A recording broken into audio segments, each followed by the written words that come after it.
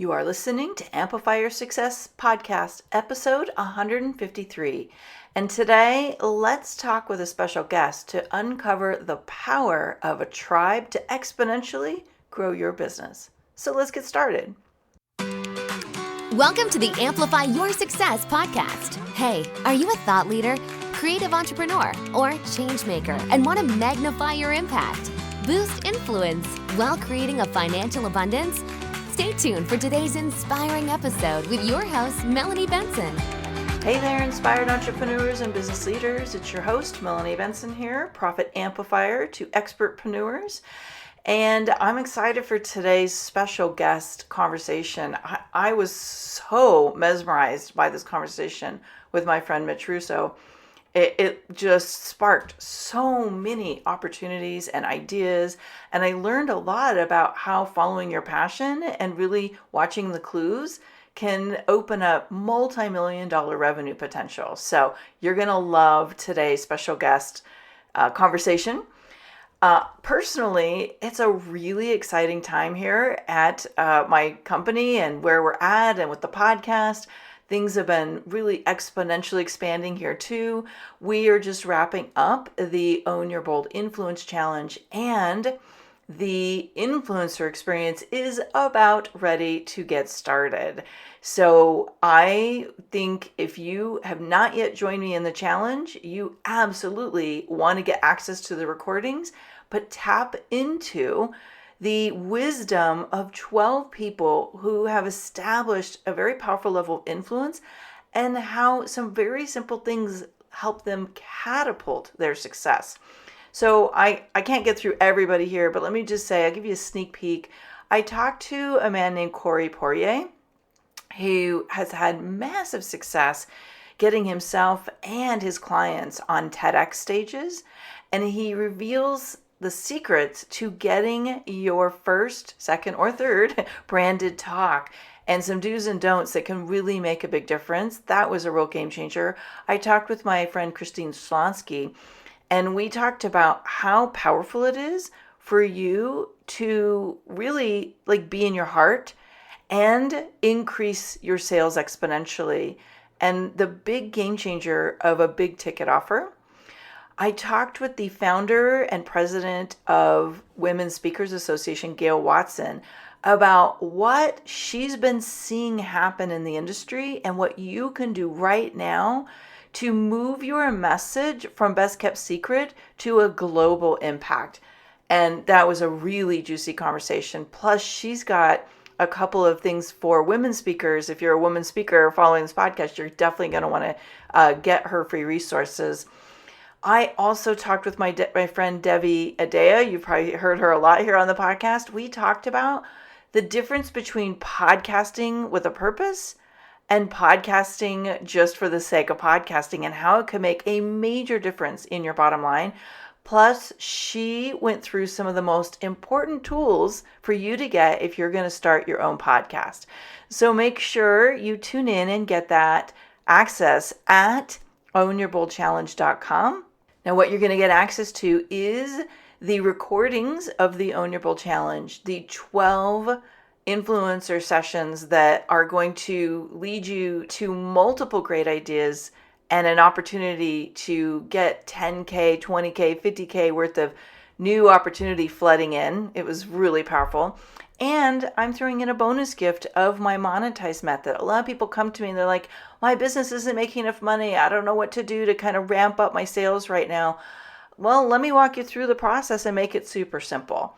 So if you go right now to ownyourboldchallenge.com, I will show you how to get access to all of that and make the next few weeks the most powerful few weeks you've had of this year. So let's now get into today's episode. Thanks for tuning in today. Today, I've got a guest joining me to talk about how to monetize your passionate, vibrant tribe. We're talking about a community that helps you build your brand, elevate your presence, and create sustainable wealth. Don't we all want more of that? I'm going to introduce you to my friend, Mitch Russo. Now, Mitch started a software company in his garage, sold it for 8 figures, and then went on to work directly with Tony Robbins and Chet Holmes to build a $25 million business together.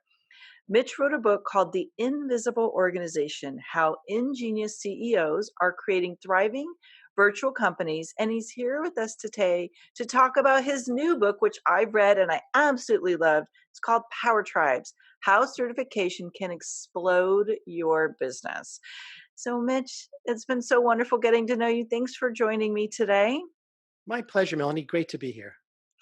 So, you're teaching us how to monetize our tribes. And I got to imagine that you've had a lot of experience with creating tribes and figuring out how to tap into those tribes and take them into a profitable venture.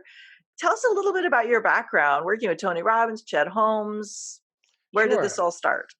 Well, this story really starts with Timeslips Corporation, which is the software company that I built in the 1980s. So I go back a ways.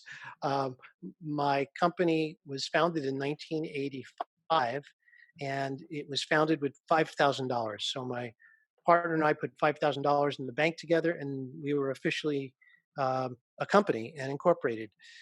But what started to happen is basically after a lot of hard work and an extra lot of luck, we were able to start scaling the company actually from our PR efforts. While we had money to spend on marketing, almost everything we tried to spend on marketing was a complete failure. So eventually we were left with an empty marketing budget and no alternative but to do PR. And thank God that happened, because once we discovered the formula for how to do it and how to really get it right, that's when revenue just started to skyrocket. And it really was because of a single article in a single publication that changed the entire course of our trajectory.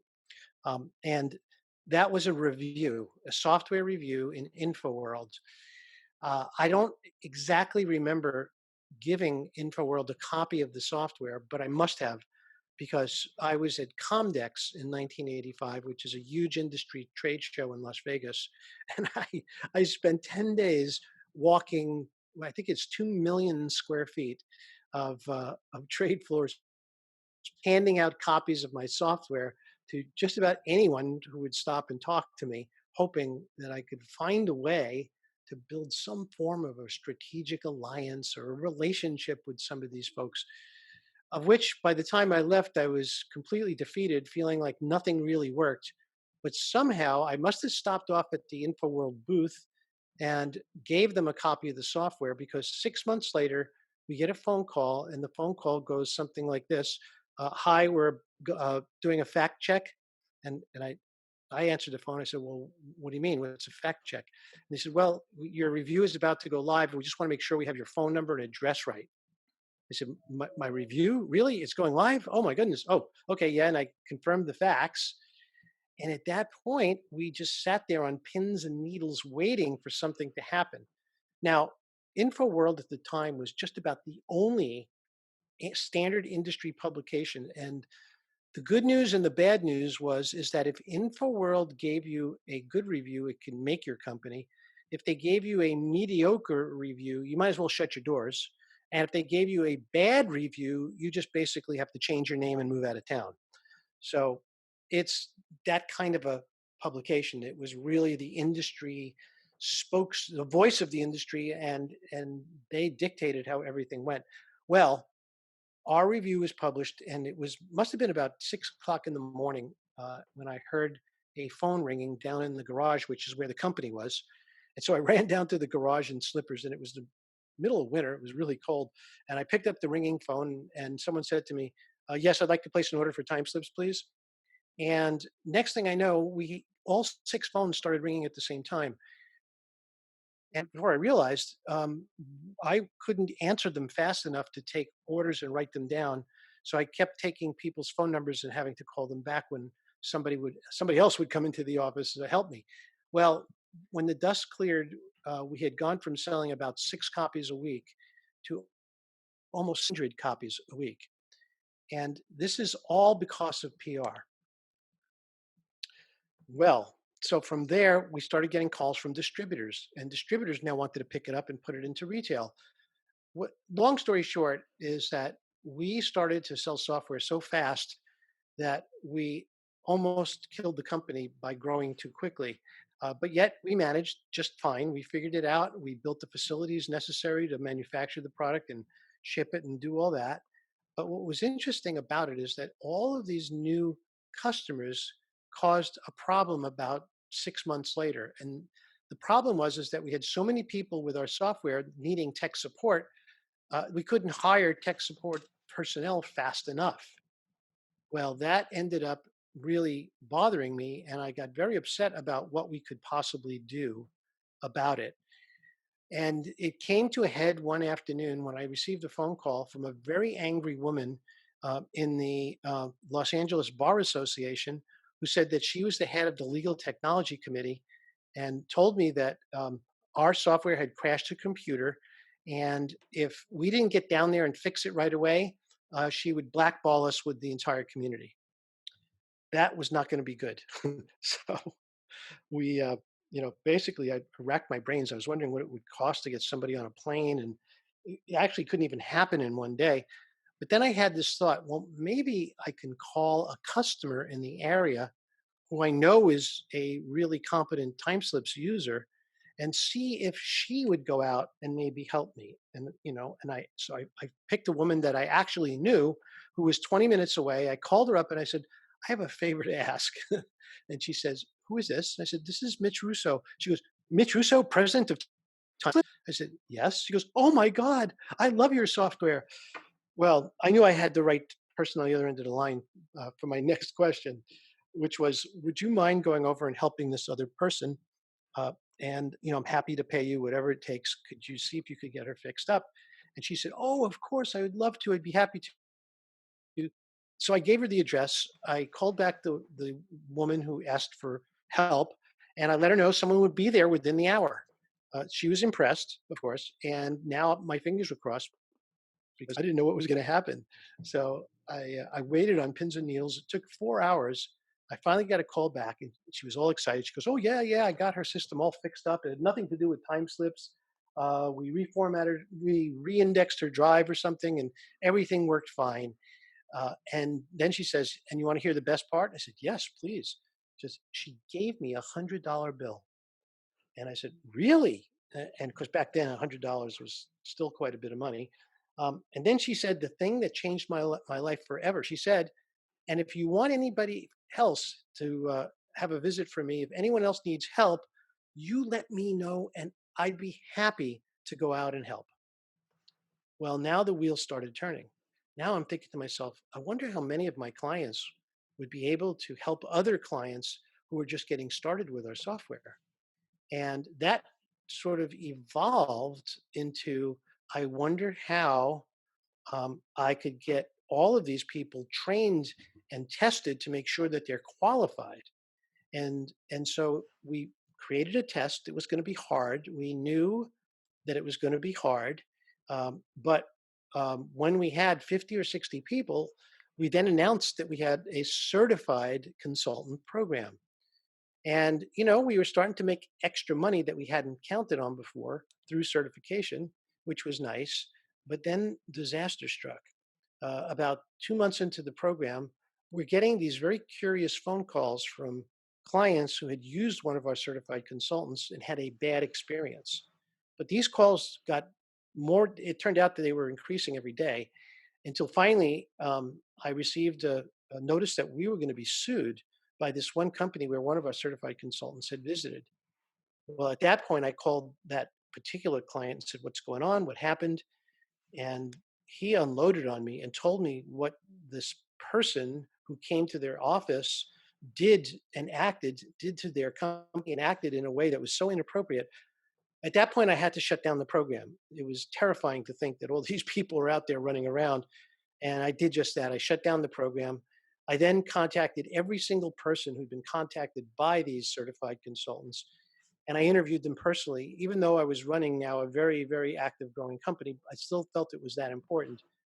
And I figured out what was going on, and was a very simple problem with a not so simple solution. The problem is that I might have tested people on their software competency, but I did nothing to train them as to how to act in a professional office, or how to show up, or how to treat clients, or how to communicate. And I had, had stories about people who showed up in shorts to a law firm, smelling like 3-day-old garbage. So I had this fairly big problem on my hands. But what we decided to do was to rebuild the program using all of the lessons that we learned by calling all of these customers and trying to figure out what everyone had done wrong. And we rebuilt the program from scratch.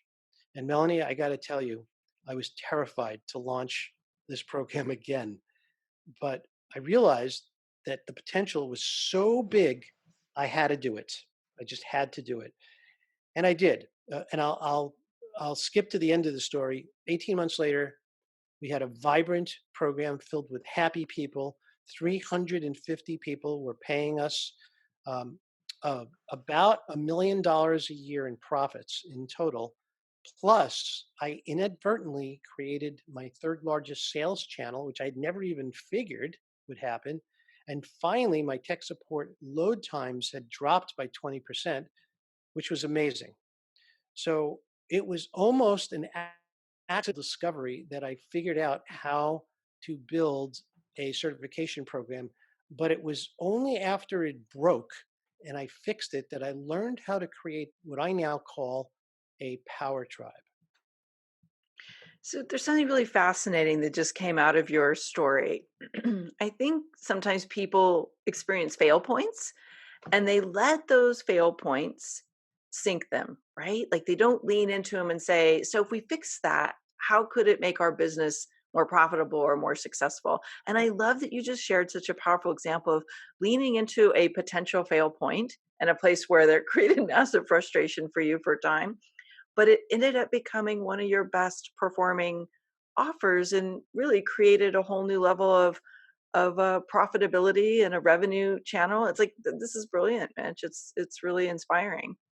Well, it's funny because after time slips, after I sold the company and after I had moved back to Boston and I ended up in the venture capital industry for a little while, and I ended up working with venture capitalists to fix their broken client companies. And all that was going on when I get a phone call from Chet. Now, Chet and I met while I was at Time Slips, and I'm talking about Chet Holmes. Hmm. And we became incredible friends. I mean, like sleep in each other's house, visit each other's family, friends. I mean, we became the best of friends, and Chet was my best friend in the world for over 2 decades. When I got this call, it was not unexpected because we were speaking about once a week, every week anyway. And usually the topic was, we talked a lot about spiritual things. So we had a long running topic about whether our lives were pre-planned somewhere in heaven or not. Is there such a thing as fate? But this time the call was centered on a problem he was having with his company. And he had a little $2-3 million consulting training business. And he asked me for some help. And, of course, I jumped right in and I did what he asked me to do and more.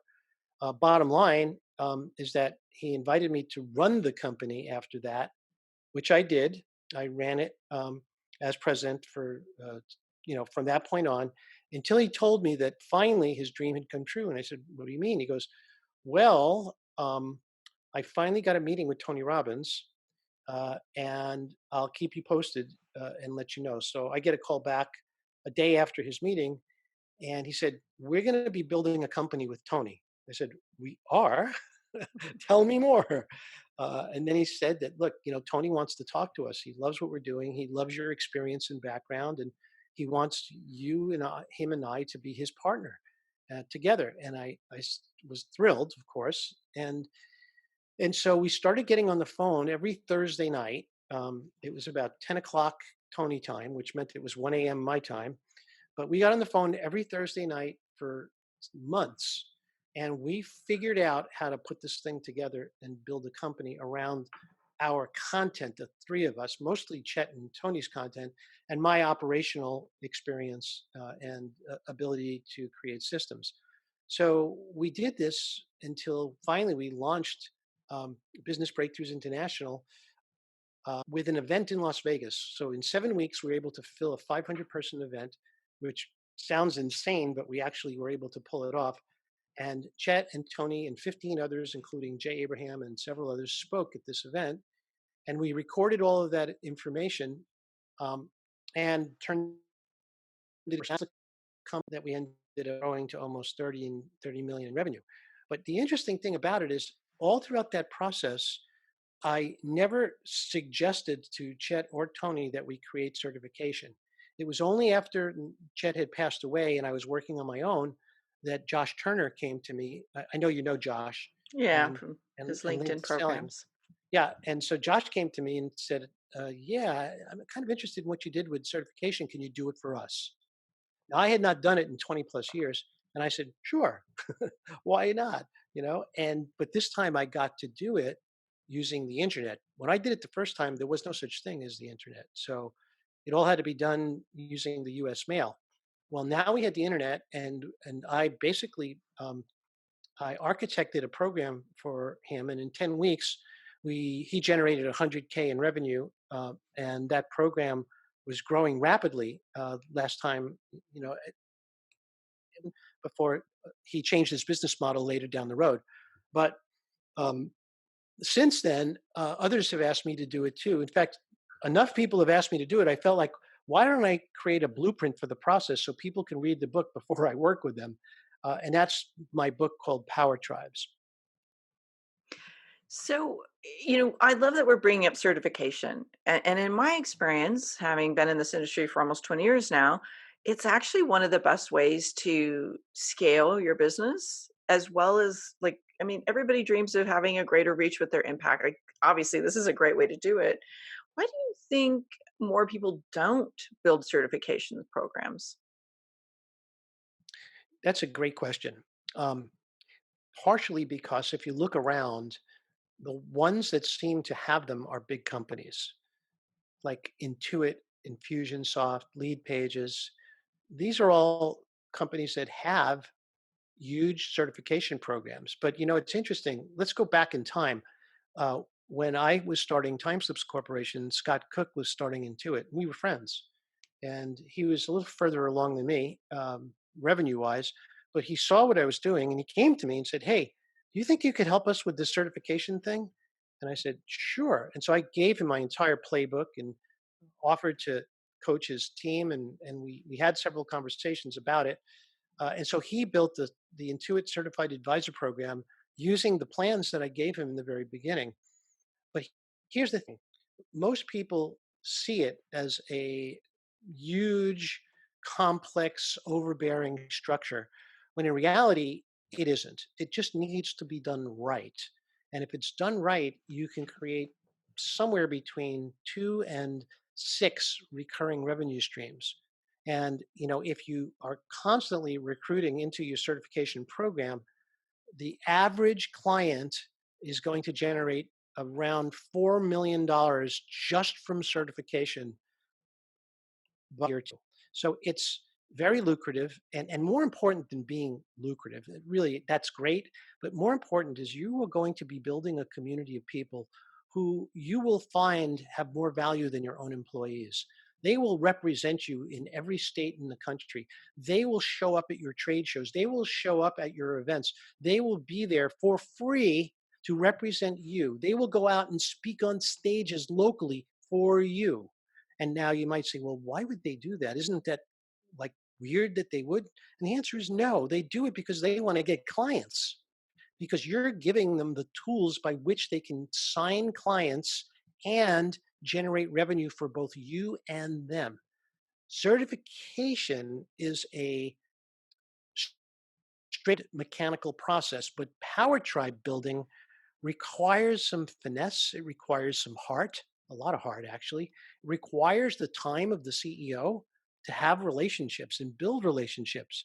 And it also requires you plan a event every year I like to call them symposiums because really what's happening is you're going to be sharing 3 days with your bestest friends in the world who love you to death, who love your company, who love your products, and just can't wait to hear every word you have to say. So it's really a shift in the way business can be done from top to bottom. And I don't think Infusionsoft ever would have scaled without it. I agree totally. I think it was a game changer for them and for a lot of companies. And so, Mitch, I love this idea of certification, and we're giving examples of some bigger companies. But I also know this can work for smaller companies. And a lot of our listeners are maybe coaches with smaller practices or healers or transformational mentors of some kind. How could someone who's maybe operating at a smaller scale benefit from doing a power certification tribe program? Sure. Well, the size in itself is not that important.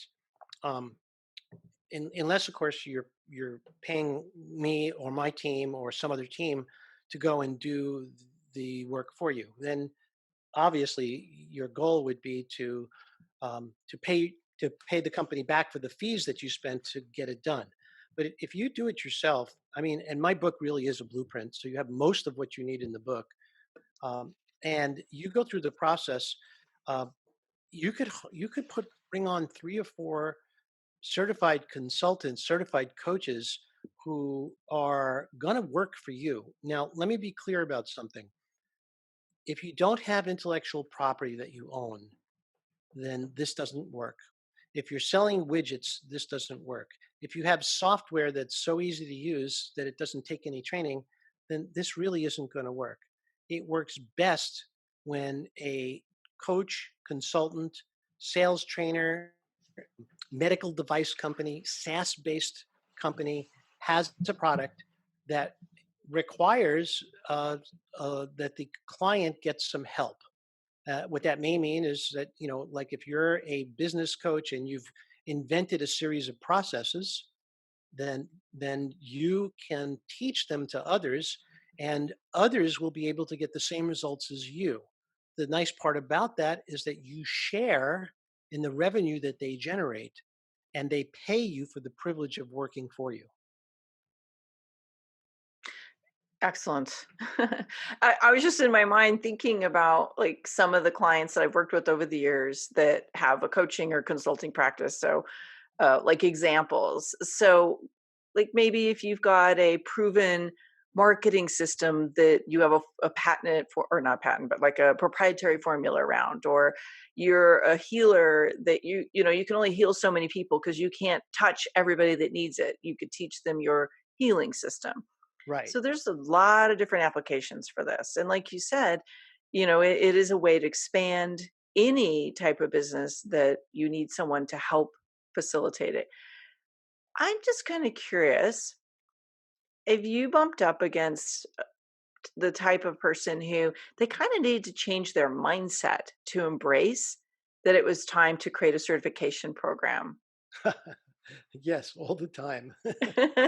So, what is the thinking we might need to adopt? Because I know a lot of people come to me wanting to grow and expand their reach, but they haven't quite changed their mind yet to be ready to do what it takes.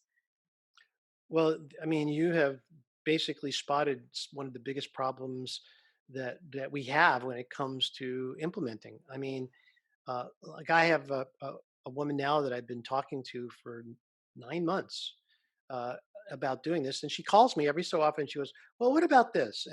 And what it comes down to is that she has been in a revenue range now for the last 5 years.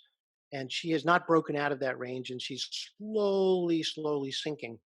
So at one point, her high was about 350,000 a year, but now she's down to just under $250,000 a year. And she sees certification. It makes sense. She has intellectual property that she could teach to others.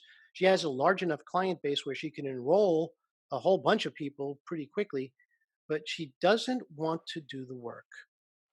And that's the key. That does take work. Took Josh with a team 10 weeks to get the whole program ironed out and up and running. Uh, but it would take a smaller company, um, 3 to 4 months. I know that that's not working full time. That's working, with the resources at hand, which would be when they can. So it's the fear of the getting so deep into it that you can never get it done. And the fact of the matter is that it's a relatively straightforward process, but it requires a lot of attention to detail.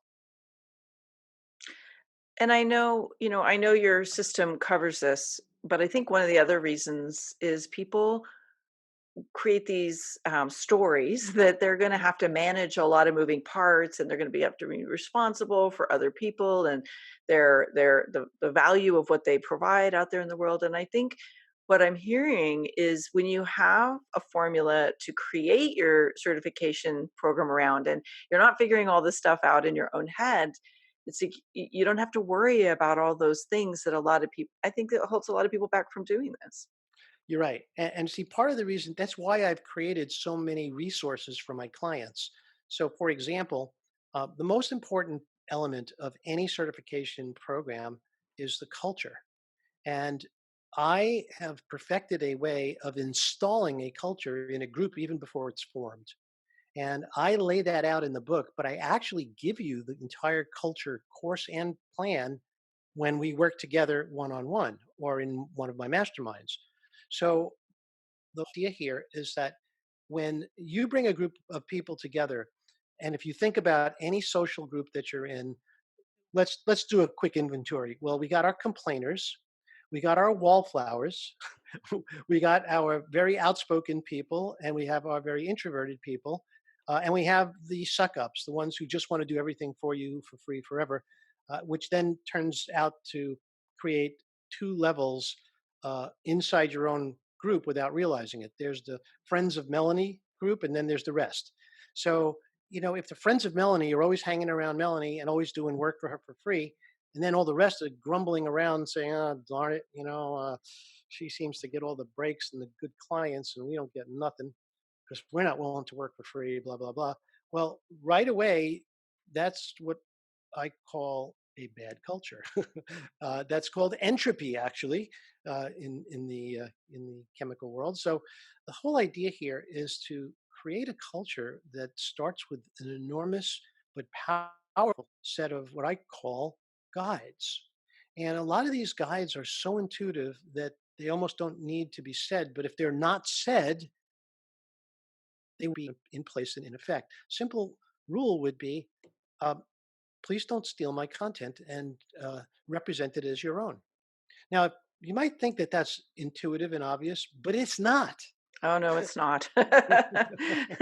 Or people tend to overlook the obvious nature of it Yes, and do it anyway because you don't have anything documented around it. Yeah, it's that's amazing how people sponge other people's content. right. So, one of the other things I do as a business consultant is I fix coaching organizations that are broken. And let me tell you, I have had some doozies. I could tell you stories that would make your hair stand. But the point um, is that once you bring culture into a group, and it's much better to do it from the beginning than try to restart a group.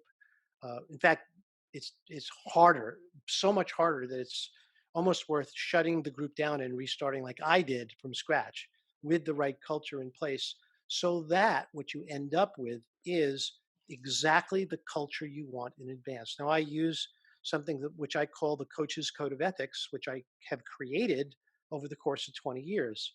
And then using that Coach's Code of Ethics, I've created a full curriculum that trains our population, our certification population, on the actual code of ethics itself. So by the end, they have passed a test that says that they understand each point, and they have agreed to uphold their role inside of the culture. So what you've done even before you started your group was install the culture that will guide the group going forward. And I got to tell you, which is interesting, is that over the years, I've given this code of ethics to dozens of clients and said, feel free to change any of these things to better fit your company. and almost nobody adds to it or changes anything because it's pretty complete. It encapsulates just about everything you'd want. Brilliant.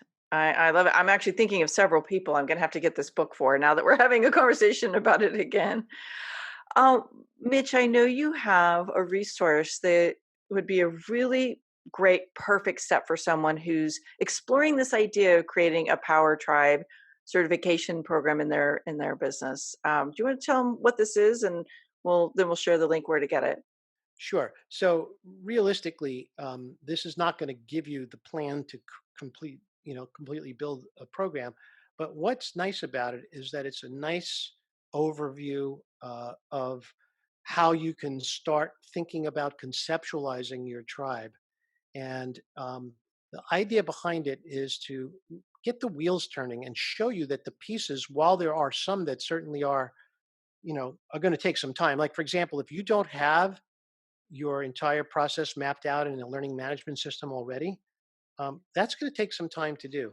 Now, I've already taken several people through that, so it's not a big deal to me. But to someone who's never done a course before, it's formidable, and you need to be prepared to do that. But what I'm providing is basically an 8-step guide that will give you food for thought, that will inspire you and get you thinking about just what it is that you have that could potentially be used to create a certification program. Great. And it's at powertribesbook.com/8 steps. Yes. And I'm assuming that'll lead them to getting your book. Is there any other place you'd like to share for people to get your book? Because it's Well, a great book. thank you. If they just go to powertribesbook.com and they buy the book through the link, which goes to Amazon. I think it's currently 16.99 on Amazon.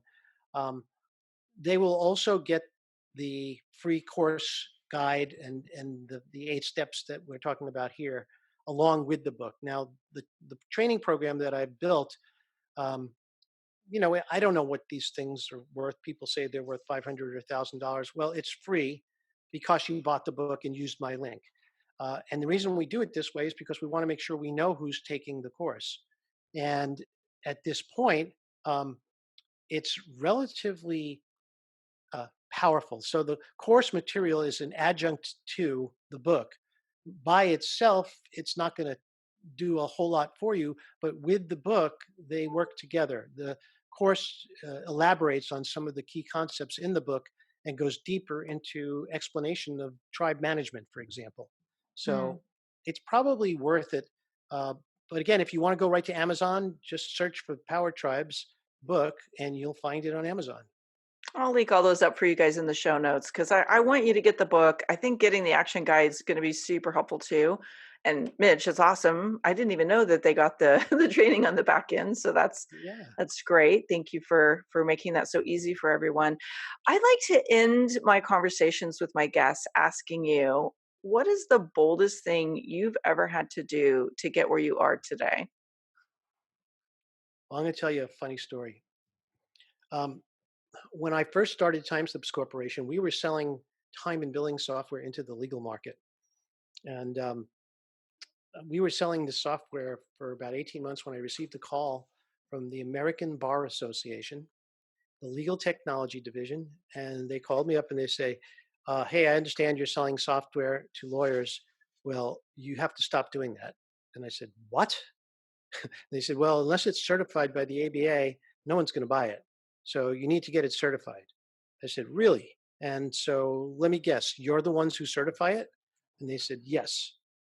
I said, okay, well, what's the process like? They said, well, it's very simple. Just send us $46,000, send us your software. It's pretty much a rubber stamp. We'll just get you certified right away. I said, what? Are you crazy? Think I'm going to send you $46,000 to get a rubber stamp that says we're approved by the American Bar Association?